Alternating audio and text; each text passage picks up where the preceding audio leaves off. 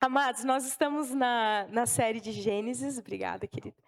E hoje nós vamos entrar ali no capítulo 14, então quero que você abra a palavra no capítulo 14. E você que for encontrando pode se colocar de pé. Amém, glória a Deus.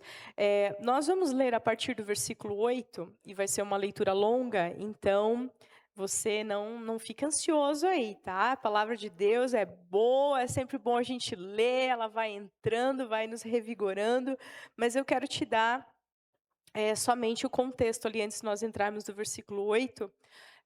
Existia em Canaã, né, ali naquela região para onde Abraão foi, e Abraão estava mais em uma localidade. Nós vimos semana passada com o pastor Jean que Ló escolheu habitar perto das Campinas do Jordão, próximo, né, a Sodoma ali, Gomorra. E o que acontecia é que havia 4 reis que haviam subjugado outros 5 reis. E quando a gente pensa em reis naquela época, não é a mesmo tipo de monarquia que nós temos hoje, né? Era mais como fossem reis, como se fossem prefeitos de cidades-estados, coisas menores, né? Localidades menores. Mas eles haviam subjugado 5 reis. Esses reis tinham que pagar tributo a eles ano a ano. Durante 12 anos eles fizeram isso. No 13º ano, eles se cansaram disso, resolveram se revoltar, né, se rebelar para que não pagassem mais impostos a esses 4 reis mais poderosos. E no 14º, eles se rebelam mesmo, ficam um ano ali independente, mas no 14º ano, aqueles reis que foram derrotados voltam. Derrotados não, aqueles reis que obrigavam, né, as outras nações a pagar impostos, eles voltam então para batalhar contra.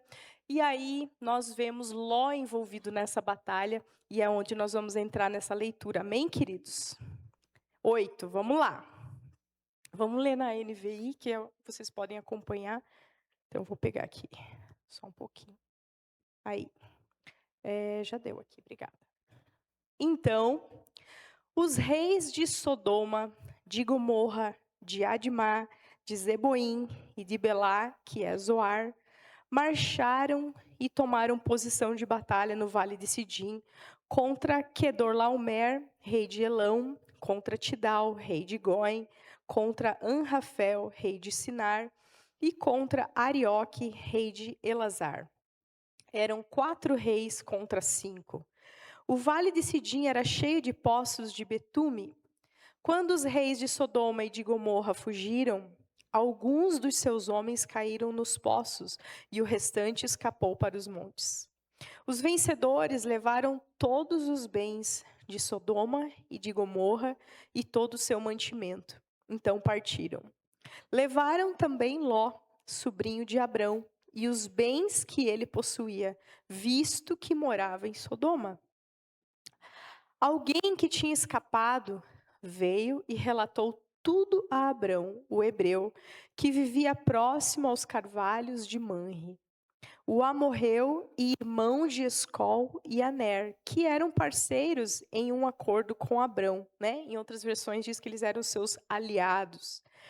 Quando Abrão ouviu que o seu parente fora levado cativo, mandou convocar os 318 homens treinados, nascidos na sua casa, e saiu em perseguição aos invasores até Dan.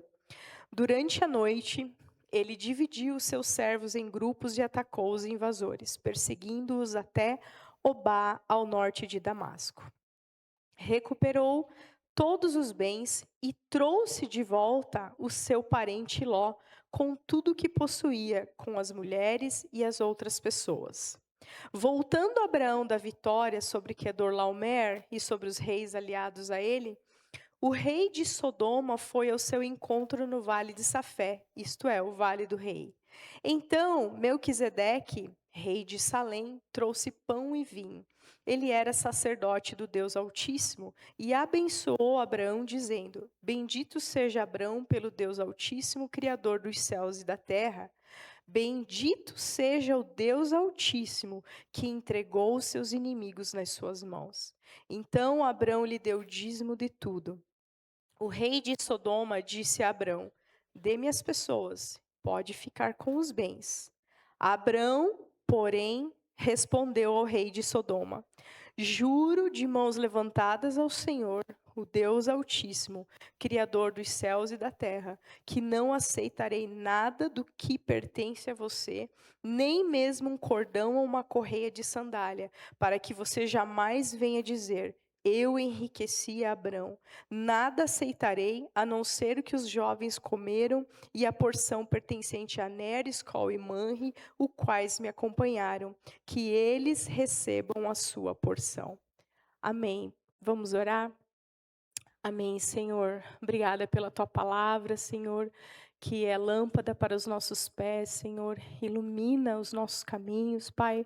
Nós oramos para que o Senhor revele nos nossos corações aquilo que a gente ainda não compreendeu e que não fique, Senhor, somente aqui no campo das ideias, do conhecimento racional, mas que penetre nos nossos corações para que a gente possa viver de acordo com a tua palavra, Senhor, viver, cumprir a tua vontade, Senhor. Revela aquilo que o Senhor deseja para nós nessa manhã, no pessoal, no individual. O Senhor conhece a necessidade de cada um aqui, Pai. Eu oro para que o Senhor esteja nos despertando nessa manhã, para nos parecermos ainda mais contigo e sermos encontrados obedientes à tua palavra e temerosos ao teu nome, em nome de Jesus. Amém, queridos. Pode se assentar. Então, na semana passada, a gente foi muito ministrado, né, no capítulo 13, quando Abrão e Ló, eles se separam porque as riquezas que eles possuíam, os bens que eles possuíam, os rebanhos que eles possuíam, já não permitia que eles vivessem juntos, né? A terra não tinha recursos para oferecer para todos juntos, então eles se separam. E aí fomos ministrados mostrando que Ló, ele faz a sua escolha de para onde ir, baseado no que os seus olhos viam, né? Então, o pastor falou sobre aqueles que caminham por vista e não por fé, né? Então, Abraão foi habitar na terra de Canaã, que é, né, queridos, uma terra que o Senhor prometeu a ele e aos descendentes. Mas quando a gente começa a ler a história, a gente vê que o Senhor promete essa terra para ele, mas quando ele chega lá, já tem gente morando lá, né? E aí existe um processo para que ele venha tomar posse dessa terra. Então, a gente vê aí que muitas vezes o Senhor promete algo, o Senhor nos entrega algo, mas nem sempre vem pronto, né? Não vem pronto. Vai nos dar muito trabalho, muitas vezes, para que a gente possa realmente tomar posse e usufruir daquilo que o Senhor tem nos entregue.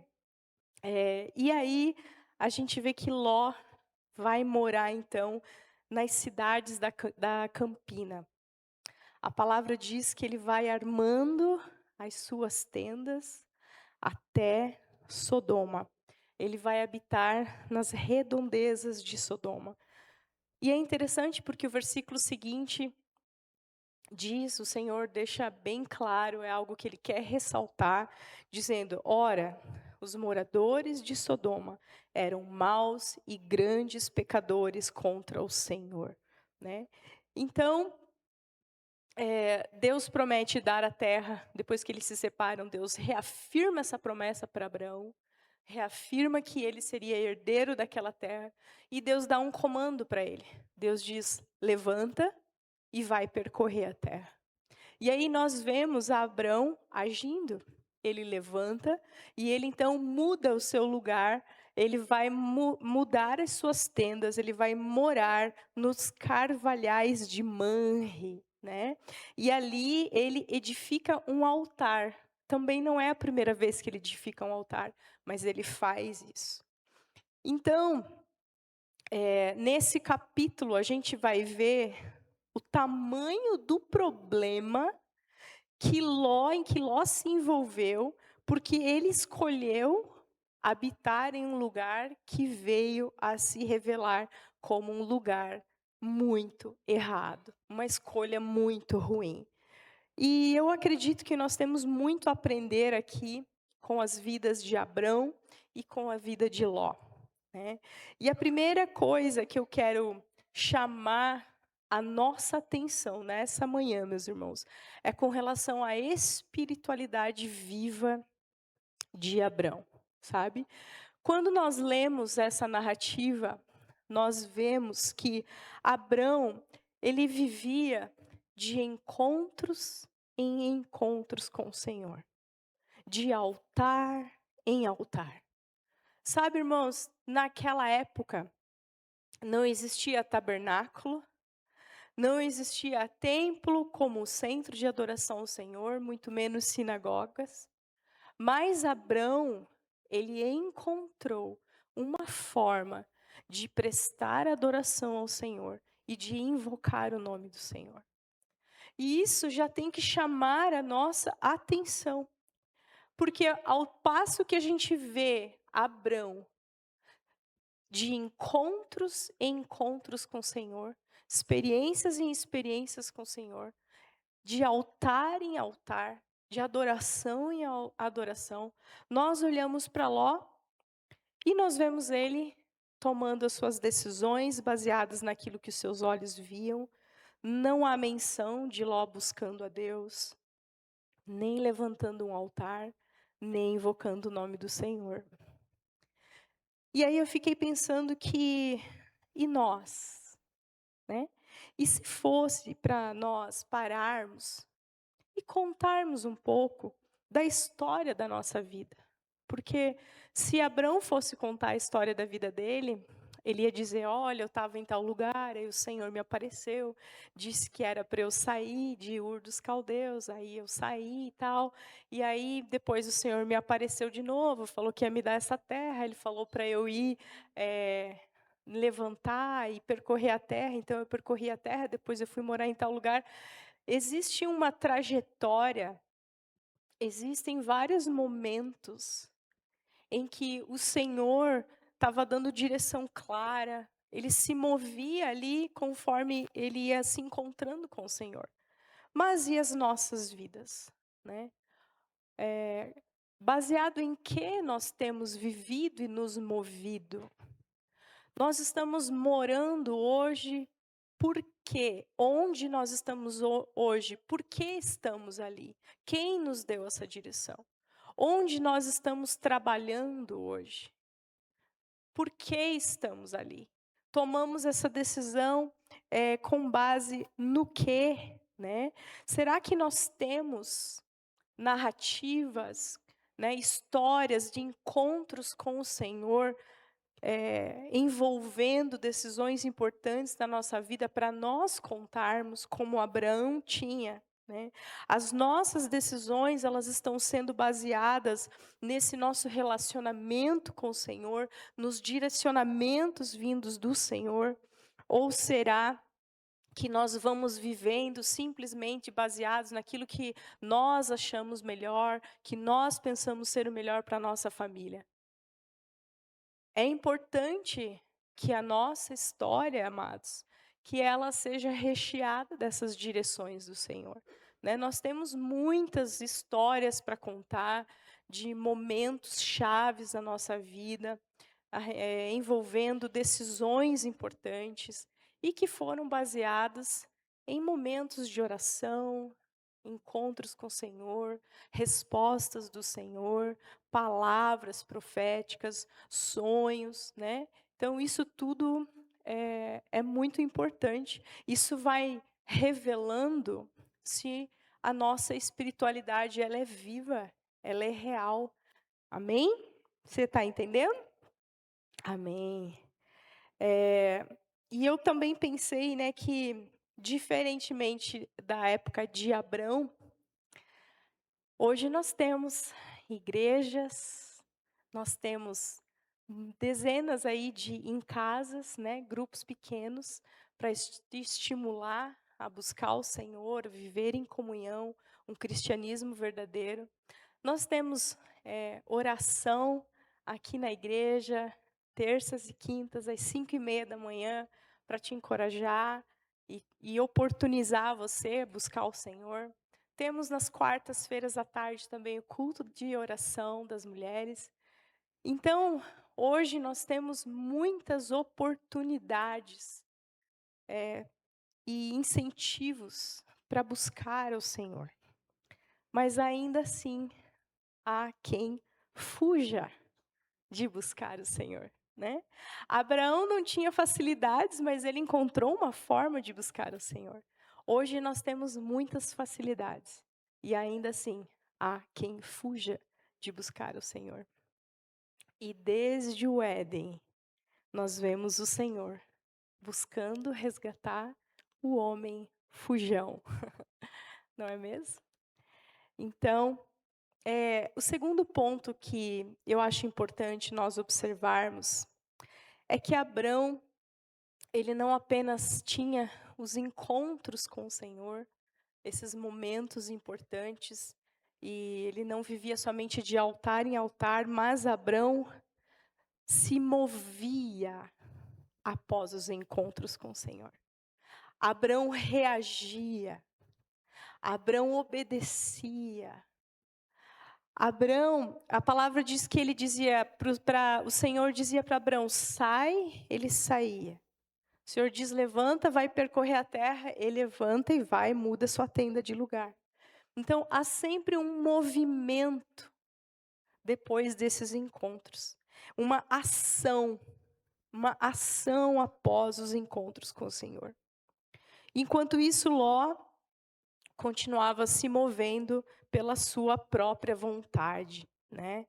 Eu fico pensando, o que passou pela cabeça dele quando ele foi morar perto de Sodoma. Porque eles eram seminômades, viviam em tendas. De repente, ele foi morar perto de Sodoma e começou a olhar e ver casas. Talvez ele pensou, ai, mas muito melhor, né, morar numa casa do que numa tenda. Acho que eu quero aquilo lá para mim. Talvez ele tenha pensado, nossa, uma cidade com uma estrutura mais organizada, acho que é muito melhor. Acho que eu preciso ficar amigo desse pessoal aí. Talvez eu me achegue um pouco mais perto, porque de repente seja interessante ter alguns vizinhos prósperos, influentes, né? Talvez eu consiga aí algumas conexões promissoras, né? Quem sabe ali o Senhor permite aí um networking que vai me favorecer. Mas quando a gente vê, ele é confundido com os habitantes daquela cidade e ele participa do juízo que veio sobre aquela região. Então, a pergunta que fica é: e nós? O que tem nos movido? O que tem nos movido? Nós nos movimentamos de acordo com as direções do Senhor, ainda que você tenha que permanecer morando em tendas, mas você obedece e vai e confia, ou você se movimenta levando em conta apenas os seus desejos e ambições?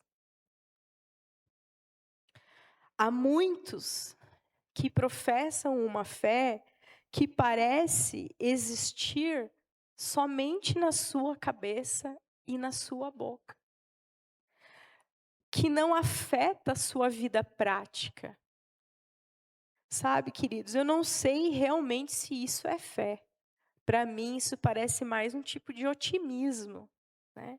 Ah, espero que dê tudo certo, que Deus me ajude, que Deus me abençoe, que o Senhor guarde os meus caminhos, né? Fica naquele desejo, assim. Mas, quando uma decisão prática da vida surge, a pessoa sacrifica os princípios, aquilo que tem estudado, aquilo que tem aprendido da parte do Senhor, né? Nós temos constantemente sido ensinados a buscar ao Senhor, a conhecermos a sua palavra. A palavra diz para nós não deixarmos de congregar, como é costume de alguns, né? Que nós devemos aí nos submeter a uma liderança, que nós devemos ser discipulados, né? Em aprender com os irmãos mais velhos. Mas aí, de repente, quando aparece uma oportunidade de emprego, que é num horário que você não vai poder mais frequentar a igreja, você não vai poder mais estar em casa, né? Você vai, de repente, ficar longe da sua família. Você diz, fazer o quê? É o melhor, né? Eu preciso pensar na minha família. Como assim? Quem diz que esse é o melhor para sua família? Quem diz que salário é o requisito principal para se tomar uma decisão? Vocês estão me entendendo? Então nós precisamos cuidar, porque às vezes a gente professa uma fé que na hora de nós vivermos ela na prática, queridos, parece que ela não significa nada para nós. Parece que aquilo não tem valor algum. O que conta são os nossos desejos e as nossas ambições. Isso vai revelando o que é mais importante na nossa vida. O quanto nós estamos valorizando realmente vivermos na prática aquilo que nós temos aprendido. Sobre rendermos a nossa vida ao Senhor, dedicarmos a nossa vida, gastarmos a nossa vida para que o Evangelho seja propagado. Sabe, servirmos ao Senhor de todas as formas, com tudo que nós podemos. É impressionante como tem pessoas aí assumindo 2, 3 empregos, e aí diz, eu não posso mais servir, eu não posso mais me envolver, porque eu preciso trabalhar mais. Você está indo na contramão da palavra, meu irmão. Não faça isso. Não faça isso, porque o preço vai aparecer, vai ser cobrada essa conta. Essa conta vai aparecer. Quantas famílias nós acompanhamos que começaram a se afastar por conta de emprego, e aí daqui a pouco, lá na frente, começam a surgir os problemas no casamento, as discórdias. Por quê? Porque não foi sendo priorizado, né? Buscar o Senhor, estar em comunhão, alimentar a sua espiritualidade, viver uma fé viva, a gente vai esfriando. E a gente vê que Abraão se movia em obediência e em fé. E é dessa forma que nós também precisamos nos mover. Amém? Nós não podemos ter uma fé de conveniência, sabe? Quando nos custa algo, a gente sacrifica no altar da comodidade, né? Esse tipo de fé diz, eu quero viver de acordo com os princípios do Senhor, mas se surgir uma oportunidade melhor, aí eu preciso agarrar. Não, querido, isso não é fé, né? A fé cristã genuína e verdadeira, ela diz, não importa o que aconteça, eu viverei conforme a palavra, continuarei servindo ao Senhor, buscando ao Senhor, dedicando a minha vida ao Senhor, servindo aos meus irmãos, servindo o corpo, servindo a igreja, porque ainda que nada dê certo, se tudo der errado, eu sei que a minha vida está guardada no Senhor. E naquele grande dia, ninguém vai poder me arrebatar das suas mãos. Amém? Amém. Então, a fé cristã, eu queria ressaltar isso, porque é uma das coisas que a gente mais luta hoje em dia, né? Que é uma fé dissociada da vida prática. A fé cristã, ela sempre foi muito prática. Sempre foi. Os livros de sabedoria, eles estão cheios de conselhos práticos. E aí nós aprendemos com os judeus que eles ouviam os sábios, decoravam, né, os seus ensinamentos, não apenas, querido, e não para acumular mais conhecimento, mas para aprender a viver. Aprender a viver. Esse era o intuito dos livros de sabedoria, nos ensinar a viver. Não é para acumular conhecimento aqui. A tradição deles era assim, eles tinham esse costume, eles faziam assim. Não é para saber, é para viver. Então a Bíblia ela é recheada de ensinamentos para que transforme a nossa vida prática, né? Então você vai ver lá Provérbios, né, 24, 27. Termine primeiro o seu trabalho a céu aberto. Deixe pronta a sua lavoura. Depois constitua a família. Existe uma ordem, né, para facilitar. E aí depois você vê os adolescentes querendo namorar, falando em casar, que não sabe nem o que é trabalhar na lavoura. Você entende que já começa tudo errado? Então, eu vou abrir aqui também na carta aos Colossenses. Isso é tão interessante, porque antes de eu perceber isso, eu ficava intrigada com as cartas do apóstolo Paulo, que contém muita doutrina ali, né? Muito ensinamento. Que parecia assim que ele estava, vamos lá, pega lá em Colossenses 3, se você puder. Ele estava ensinando ali algo incrível, algo muito profundo, estabelecendo uma doutrina importantíssima. E aí, por exemplo, Colossenses 3, ali começa a falar sobre as coisas do alto, para nós buscarmos as coisas do alto, onde Cristo vive, né? Fala para nós pensarmos nas coisas do alto e não nas coisas aqui da terra. A partir do versículo 5, ele vai falando sobre a velha natureza e a nova natureza, né? Que quem ainda vive na velha natureza são os filhos da desobediência.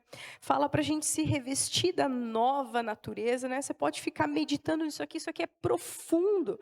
E aí ele começa no versículo 18. Esposas, que cada uma de vocês se sujeite ao seu próprio marido, como convém no Senhor.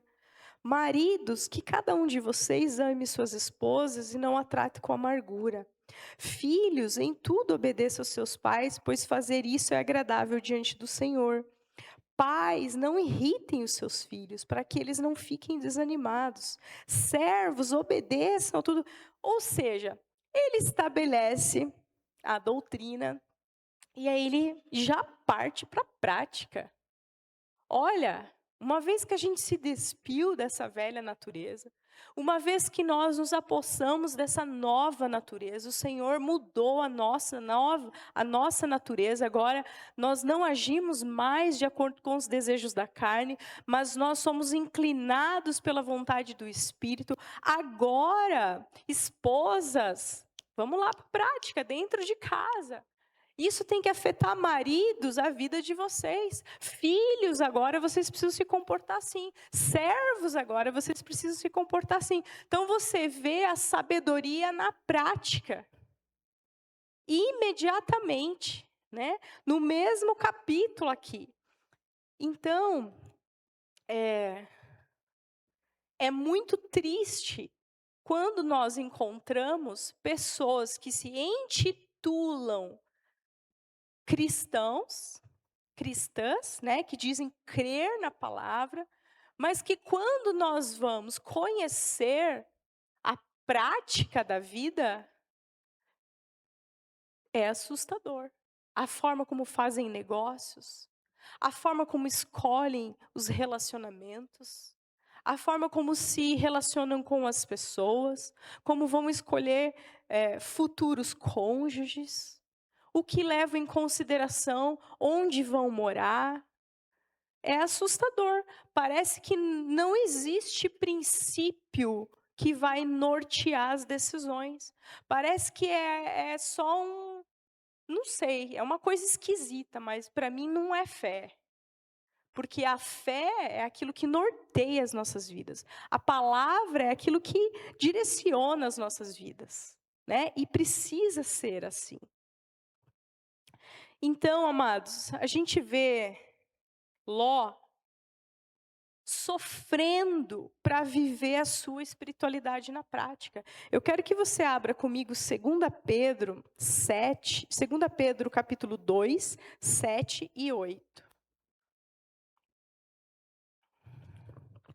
2 Pedro 2, 7 e 8.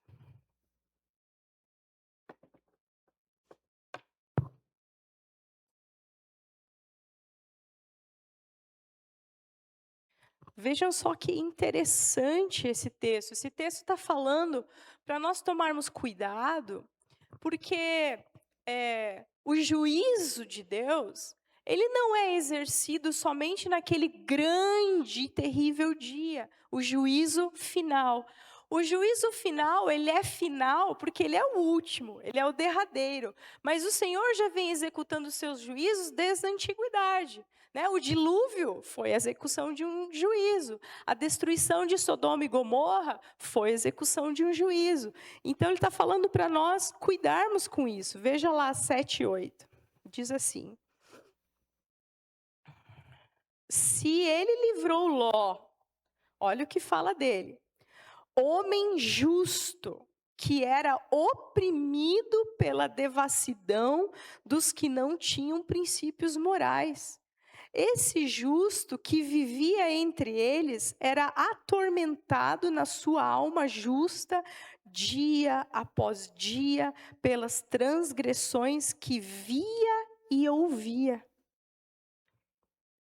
Aí eu estava pensando nesse texto, falando, meu Deus, a palavra está falando que Ló era um homem justo, que vivia aflito por conta daquilo que ele via ao seu redor.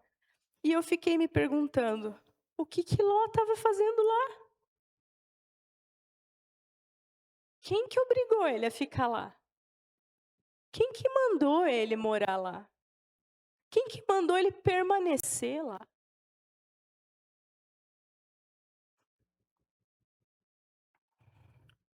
Será que foi a sua esposa? Vocês sabem o que aconteceu com ela depois, né? Deu uma olhadinha para trás, virou uma estátua de sal. E eu fiquei pensando comigo, talvez Ló não tenha sido um homem mau. Talvez ele só tenha sido um marido fraco.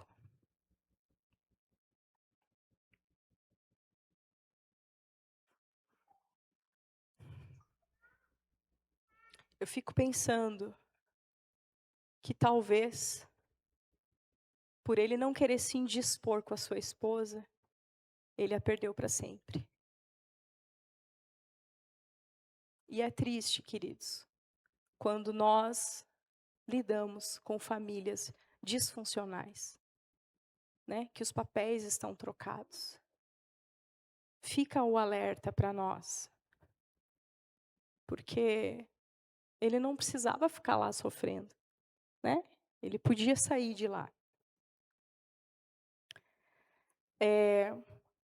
Outra coisa que nós aprendemos com Abrão é que nós vemos que Abrão escolhia bem as suas amizades e com quem ele faria ou não faria negócios. Você vê, ele foi morar perto dos carvalhais de Manre. Então, Manre e seus 2 irmãos viraram seus aliados. E quando Abrão se viu numa situação difícil, ele pôde contar com esses aliados. Eles se mostraram bons parceiros no momento da necessidade. Já a companhia de Ló, olha só o que foi acontecer. Ló indo viver em Sodoma, quando o mal chegou aos habitantes daquele lugar, Ló foi atingido pelo mesmo mal, porque foi encontrado junto com aquelas pessoas. Então, às vezes, a gente percebe pessoas se enganando, dizendo: "Ah, eu vou lá, mas eu não faço o que eles fazem. Eu só vou lá, mas eu não bebo com eles. Eu só vou lá, mas eu não fico fazendo as coisas que eles fazem". Cuidado, cuidado. É muito perigoso isso. Os lugares que frequentamos muitas vezes fornecerão as nossas amizades, que por sua vez influenciarão os nossos costumes.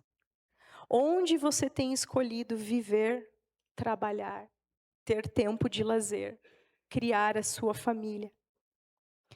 1 Coríntios 15:33 diz: as más companhias corrompem os bons costumes. As más companhias corrompem os bons costumes. E assim, a gente já aprendeu que a desculpa de: "Ah, mas eu tô lá para evangelizar", né. Depende, né, meu irmão. Se você vai lá, entrega uma palavra, fica 15 minutos, meia hora e zarpa, tá tudo bem.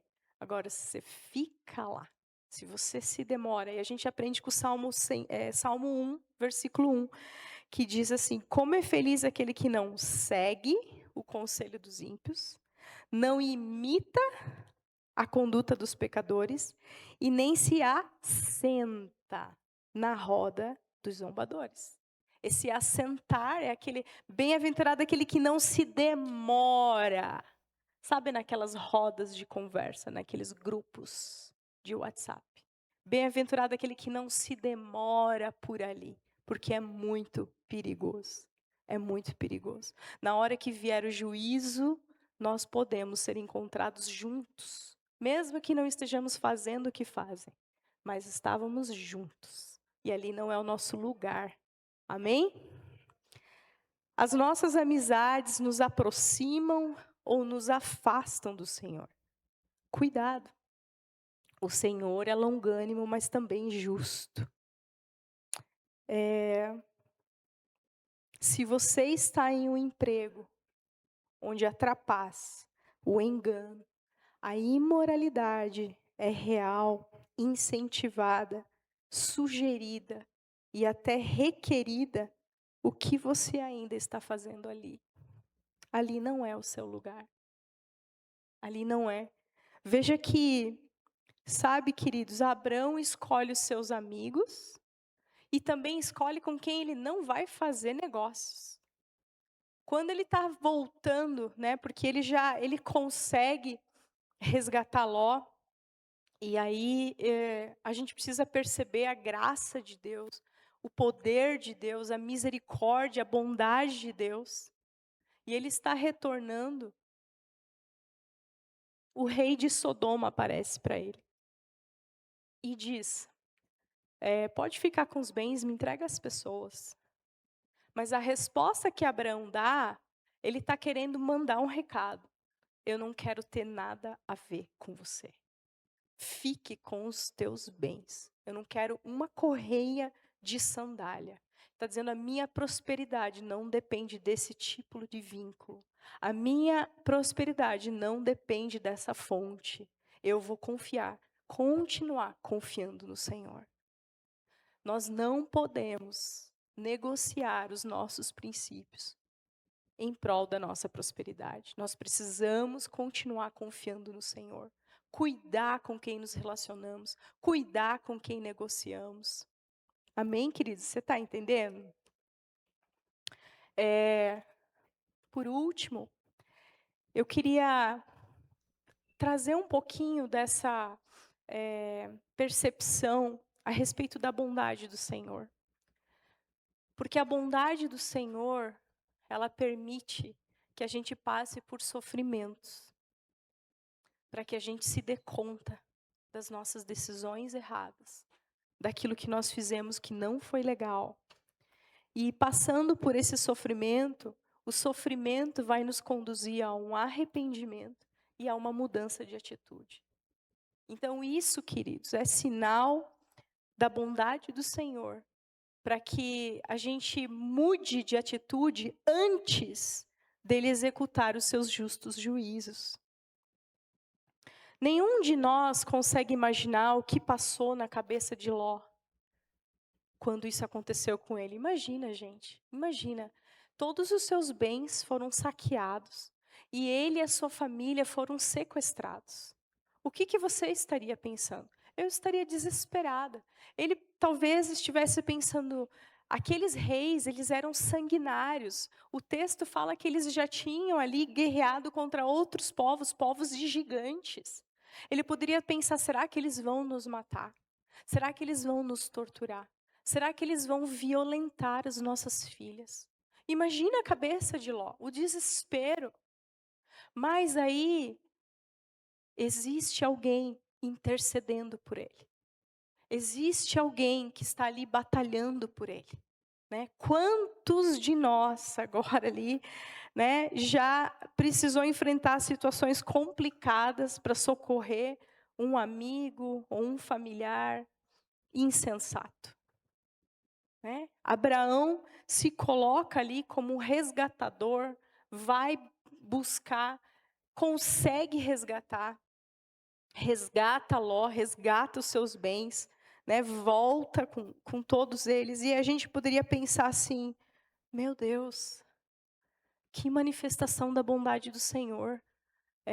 Penso que agora Ló aprendeu, né? Com certeza depois dessa ele se mudou de lá, não quis nem mais saber daquela vizinhança. Foi isso que aconteceu? Não, infelizmente não. Mais para frente, nós vamos ver que ele é encontrado morando lá dentro da cidade. Quando o Senhor então decide destruir essas duas cidades. E aí, novamente, Abrão intercede por ele. Queridos, quem nós somos? Com quem nós mais nos parecemos nessa história? Será que somos os intercessores? Somos aqueles que continuamente estão clamando a Deus para que tenha misericórdia dos nossos amados que ainda estão insistindo na insensatez? Ou somos os próprios insensatos, os obstinados que precisam continuamente de livramento? Aquele momento, se Ló tivesse se mudado, ele ainda teria seus bens, teria sua esposa, sua família, né? Mais tarde, não, ele perde tudo. E aí o Senhor me lembrou de um provérbio, provérbio 29:1, que é muito forte, muito forte. E eu quero que você preste atenção. Diz assim: quem insiste no erro, depois de muita repreensão, será destruído sem aviso e irremediavelmente. Que foi o que aconteceu com aquele povo de Sodoma e de Gomorra. Então, amados, nós não podemos ser esses obstinados, essas pessoas que continuamente estão tomando decisões erradas, continuamente estão vivendo por vista, continuamente estão desdenhando de conselhos, de sinais que o Senhor tem dado, de instruções da palavra. Nós precisamos reconhecer quando nós estamos sendo obstinados, teimosos de coração. Nós precisamos nos render e colecionar na nossa vida histórias de encontros com o Senhor, respostas de oração, direções. Queridos, quando nós estamos para tomar uma direção importante, uma decisão importante, nós não nos movemos até que tenhamos a resposta que precisamos do Senhor. Quantas vezes vieram tantos conselhos estranhos, confusos, de pessoas que nós não tínhamos certeza que eram tementes a Deus. Não levamos em consideração. Esperamos uma resposta do Senhor. Que assim sejamos nós. Que a nossa história seja um compilado de encontros com o Senhor, e que os nossos movimentos sejam movimentos porque o Senhor deu a direção, como Abrão, que se movimentava de acordo com a direção do Senhor. Que as nossas amizades, com quem fazemos os nossos negócios, reflitam os nossos princípios. Que a nossa fé seja genuína e prática. Que a nossa fé seja verdadeira. Que não seja um faz de conta. Eu gostaria de deixar o altar aberto para 2 apelos. Se você se vê como uma dessas pessoas que deu muitas cabeçadas, você reconhece que, como Ló, você foi tomando decisões baseado na vida, no que você entendia, baseado nas propostas que pareciam boas, nos lucros, nas oportunidades, e você foi se vendo em situações cada vez mais difíceis. Esse é um momento para você se reconciliar, para você se arrepender e dizer: Senhor, muda o meu coração obstinado, muda o meu coração desobediente. Eu quero me mover pela tua voz. E também, se você é, como Abraão, um intercessor, e que muitas vezes você tem sofrido pelas decisões erradas de um amado seu, que você percebe que está caminhando um caminho de destruição, um caminho difícil, eu quero te encorajar, não deixe de interceder. Persista como Abrão, continue intercedendo. Se você quiser vir à frente e interceder por essas pessoas, se você vê essas pessoas hoje ainda caminhando um caminho ruim, caminhos errados, continue intercedendo, continue clamando. O Senhor continua vivo, o Senhor continua misericordioso, Ele é bondoso. Amém? Que tenhamos um momento de oração. Eu quero conduzir esse momento de oração, mas você ora comigo aí. Amém?